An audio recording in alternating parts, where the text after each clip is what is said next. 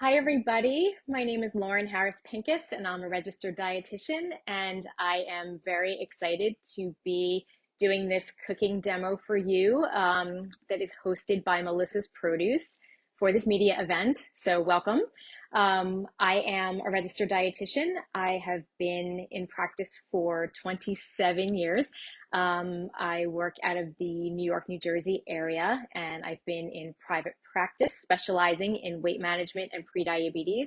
But I'm also a media dietitian, speaker, spokesperson, and cookbook author. And my latest cookbook is the Everything Easy Pre-Diabetes Cookbook. And I'm going to prepare two recipes for you today from this book, two of my favorites. And we're going to talk a lot about prediabetes and why it's really important for people to understand the health ramifications of it, how to know if you have it, and what there is to do about it. So the first thing we're going to do is make this beautiful berry fruit tart, which is starting with a low carbohydrate, high fiber tortilla. So we are going to start by taking this because it needs to cook a little bit, just literally putting it on parchment paper on a baking sheet in the toaster oven, 300 degrees, spray it with a little cooking spray, and stick it in the oven for 10 minutes just to get it nice and crisp. And a little trick for parchment paper that I have learned is if it rolls up on you, all you have to do is crumple it up first. Oops, turned off the oven there. All you have to do is crumple the paper first before you lay it down, and it won't roll, which is a fantastic trick that I have learned. Okay, so while that is toasting, let's talk about prediabetes. Unfortunately, 96 million Americans have prediabetes, and over 80% of them do not know it. That's 38% of the population of American adults over the age of 18. Preheat buzzer. Which is crazy. And it's almost 50% of the adults over 65 have prediabetes. So what is prediabetes? It's basically a warning sign. It's that middle ground where your blood sugar isn't high enough to be considered having diabetes, but it's higher than normal. And prediabetes, as one of my good friends says, is not a pre-problem. It's already an issue. It means that behind the scenes, your body has been working hard for probably about 10 years to try and produce enough insulin to manage your blood sugar. And when your pancreas starts to run out of the ability to do that, your blood sugar starts to rise. So by the time you get a blood test that shows your sugar is high, there's something been brewing for a very long time. So we really want to make sure that, one, you ask your doctor to make sure that you don't have it. Sometimes regular blood tests don't necessarily show it. You want a hemoglobin A1C blood test, which is going to give you that indicator. It's an average of about 2 to 3 months of your blood sugar, as opposed to one moment in time, which is your regular blood glucose number that can appear normal, but that doesn't mean that it's always normal throughout the day.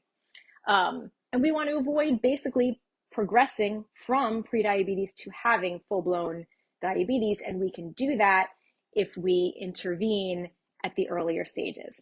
So that is why I wrote the Everything Easy Pre-Diabetes Cookbook. It has 200 recipes. Most of them can be made in 30 minutes or less.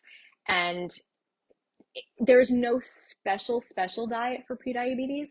It's a healthy overall diet that is rich in fiber and lots of plant foods. Carbohydrates are not the enemy. I know that we're all told that we should go keto or, really monitor our carbohydrate intake. And that's not really the problem. It's the quality of the carbs that matters. Okay, so for example, in this, I'm using this tortilla. It's called a carb balanced tortilla. It has 70 calories. It has 19 grams of total carbohydrate and 15 grams of fiber. So the predominant content of carbohydrate in this is from fiber, but it tastes like a regular white tortilla that you would never know. There's a lot of products on the market like this, made by several different brands. This is my favorite just because it's readily available. It's in almost every store. And I really do find that the flavor is really pleasing. It doesn't taste phony in any way, but it really can help with blood sugar control instead of a regular white tortilla that's really refined and very low in fiber. So that's what we're going to start out with today. The other thing I wanted to talk about with carbohydrate is people seem to think that you can't eat fruit or other whole grains or carbohydrate containing foods like beans if you have prediabetes or diabetes. And that is not true at all. In fact, it's the opposite. These are very, very nutritious. There are all these pigments, the colors that you see that give strawberries their beautiful red color, blueberries the blue, and raspberries and blackberries these gorgeous polyphenols. These pigments actually have been shown to help with insulin resistance. And insulin resistance is actually the problem with blood sugar because your insulin isn't getting that sugar out of your bloodstream into your cells the way that it should. So foods like this actually, even though they contain carbohydrate and it might be counterintuitive, they actually do really help with insulin resistance and can help lower your blood sugar. So that's why we're using a very high fiber tortilla and these high fiber berries. Raspberries and blackberries have more fiber than any other fruit at 8 grams per cup. And with our daily goals, somewhere between 25 and 35 grams of fiber, depending on your body weight. The US Dietary Guidelines recommends 14 grams of fiber per 1,000 calories consumed. So somewhere around 25 grams for women, up to 35, 38 grams per day for men. 95% of Americans miss the mark on fiber, which is really sad. So we have a lot of work to do, and a recipe like this is going to put you literally almost at your full day's worth of fiber between the tortilla and the berries. So that's what I tried to do in this book, is to create a lot of ways to really up that fiber content to keep you satisfied and to be able to control your blood sugar at the same time without you feeling deprived. So that's what we're going to do, and we're going to get going. So while that is cooking, this is ricotta cheese. I use part skim. There's fat-free, low-fat, whole milk. There's 4 different kinds of ricotta cheese. Part skim to me is sort of the balance between not as many calories and saturated fat as the whole milk, but way more flavor than the fat-free. I've also used low-fat in this recipe. It's just harder to find. So part skim is pretty much available in every store. We're just going to add in here a teaspoon of lemon juice and about half a teaspoon of lemon zest.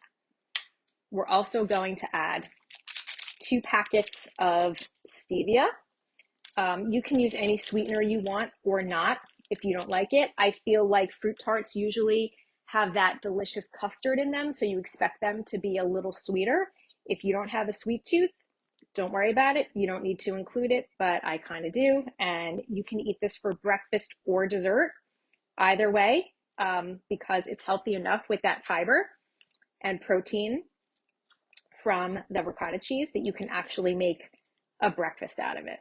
Okay, so once we are done with the baking, we are going to spread this on. Okay, we are at 10 minutes. So we are going to get this out, and we have a nice and crisp tortilla, which I'm just going to put down here. Okay, now this is just the easy fun part. We are going to decorate and make our pretty fruit tart. Depending on the size of the tortilla, some brands are larger, some are smaller. You may have extra of the ricotta mixture, and if so, just save it to use with some berries for later, or you can make a second one if you want. I'm just going to use this amount. Spread that generously on there. And it's getting all nice and melty from the heat of the tortilla, which is yummy. Okay. Now we get to decorate. This is the fun part. There's no rules. I'm going to start with sliced strawberries around the edge. We're just going to go all the way around.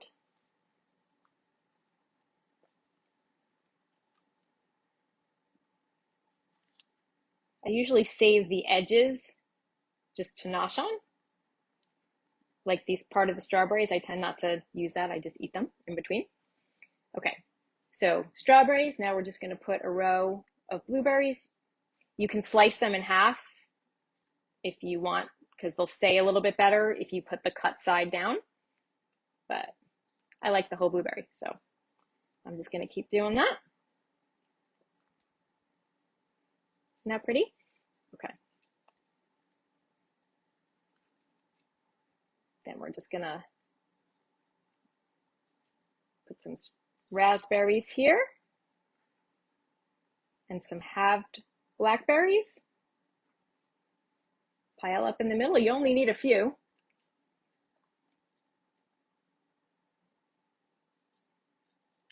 Isn't that pretty? And then we're just going to add a little extra lemon zest on there. I love lemon. Some people don't. You can add as much or as little as you want to make it pretty. This is my favorite little kitchen gadget. Can't live without it. Okay. And then you just slice it into however many pieces you want to share. Maybe you don't want to share.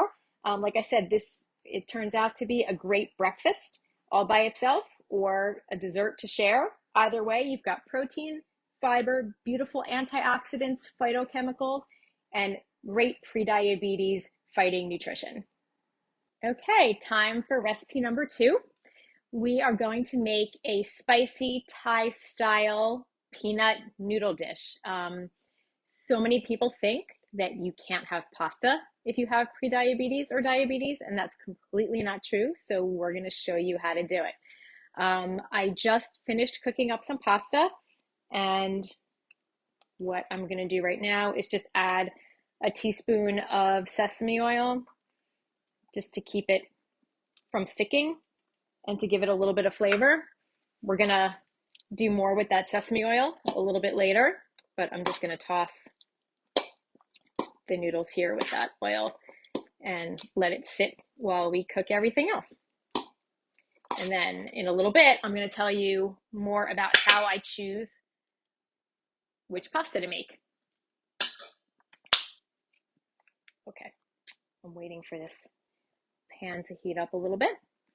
And while I do, I'm going to tell you about my pasta choices. So today I used, this is called Fiber Gourmet Light Linguine. And basically it's about half the calories of regular white pasta, but it has 25 grams of fiber in a 2-ounce dry serving, which is what a typical serving of pasta is, compared to 1 gram or so in regular white pasta and 5 or 6 grams in like a whole wheat pasta. But this tastes like white pasta because it's made primarily with resistant starch, which is not only good for your gut health, but it's fantastic for controlling blood sugar, and it's delicious. So this one isn't super easy to come by. I generally order it online, but if you want something that you can purchase in a supermarket, you can stick with regular whole wheat linguine or spaghetti. That's also because it's whole grain, it's going to have fiber, which is going to delay the digestion and absorption of the carbohydrate in there, which is going to help manage the blood sugar as well. There's different kinds. So this is regular whole wheat. This is a protein enhanced or fortified pasta. So this one's going to have some different kinds of flours like bean flour in it. Maybe some pea protein to help increase the protein content, especially if you're doing more of a plant-based dish and you want the protein higher. This isn't a bad choice. And then if you are gluten-free, a lot of the gluten-free pastas really are very refined flours that don't provide any fiber, and it's actually worse for blood sugar than eating regular old white pasta. This one is made from one ingredient, it's chickpea flour. So the chickpea flour is going to have a much higher protein and fiber content to help control blood sugar, way better, but also it's gluten-free. So that's a win-win for those that are following a gluten-free diet or are plant-based and want a lot more protein in there. Okay, so now We're going to do 2 teaspoons of sesame oil, just in a saute pan. And we are going to saute up my little mise en place we've got going on here. Makes things much easier. We're going to start with onion and garlic. This is basically 1 small to medium red onion. This is 4 cloves of garlic. Oops, need a little bit of help here. 4 cloves of minced garlic. And about a tablespoon of minced ginger. The ginger is the magic. Okay. I mean, look at the size of that ginger that Melissa's Produce sent me. There's going to be a lot of cooking going on with ginger in this house. Okay. So we're just going to cook this for about 2 minutes just to get it going.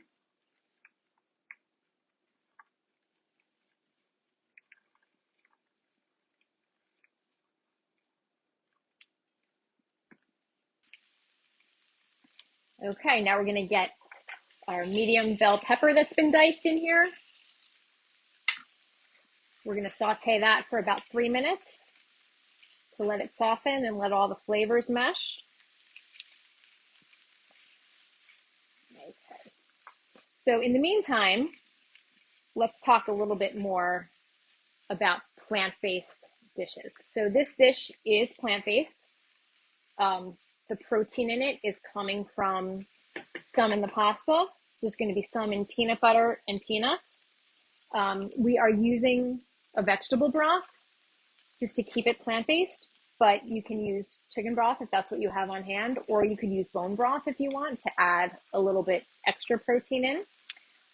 What I end up doing a lot of the time is I want it to be a little bit higher protein meal just for my personal taste. So I'll saute up some tofu and add that in at the end. You can bake it, you can air fry it, or you could even do something like shrimp. You could add shrimp to it or any other type of protein that you really prefer.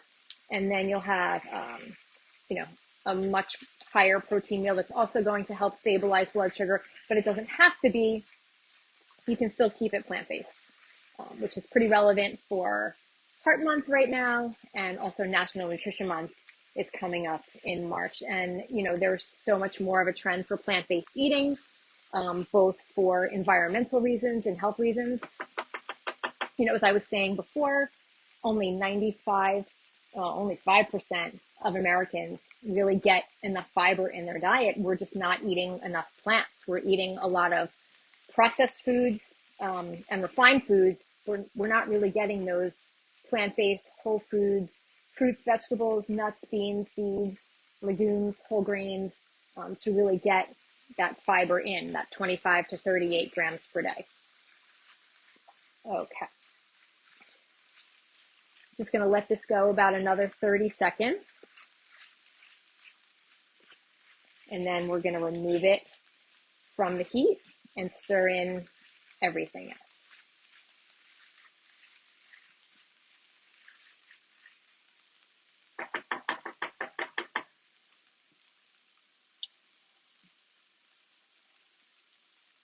Okay. I'm going to turn off the heat here. Just let this soften a little bit more. And then we are going to add everything in. So this is a half a cup of vegetable broth. Like I said, you can use chicken broth, bone broth, whatever you have around. Okay. We're also going to use 2 tablespoons of natural peanut butter. My trick for this is if you spray the dish with a little bit of cooking spray, the peanut butter doesn't stick. So that is always my little trick to get the peanut butter out of something without having to scrape it. Okay. We've also got 2 tablespoons of lime juice,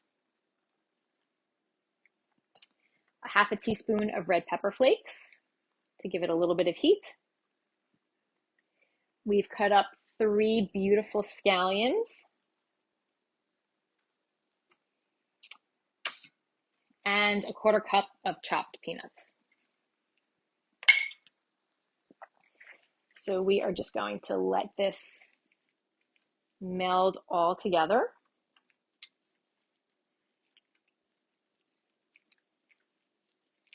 And then we're just going to toss our pasta in. Okay. So let's get this out of the way.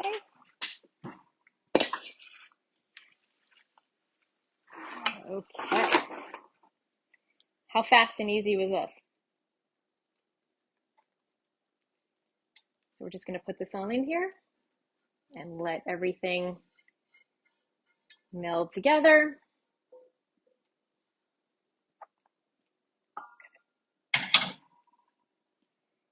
And give it a good toss. So easy. And this is a pound of pasta. So depending on how many people you want to feed, it feeds 8 if you keep the serving to that 2 ounces of dry pasta. If you have leftover, I would add a little bit of extra broth the next day just to re-moisten it, because the flavors are going to all soak up and it's going to dry out a little bit. So for whatever leftovers you have, just definitely add a little bit more broth and you'll be good to go. Okay.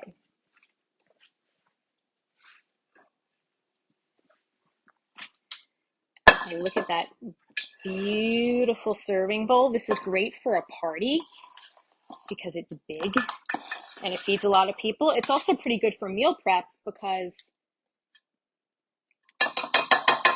it makes several servings, so you can definitely feed your family or take lunches to work or school. You can do it cold also if you want, so no need to reheat it if you want to do lunches. Look at that. And you definitely want to keep some extra scallions around just to sprinkle for a garnish.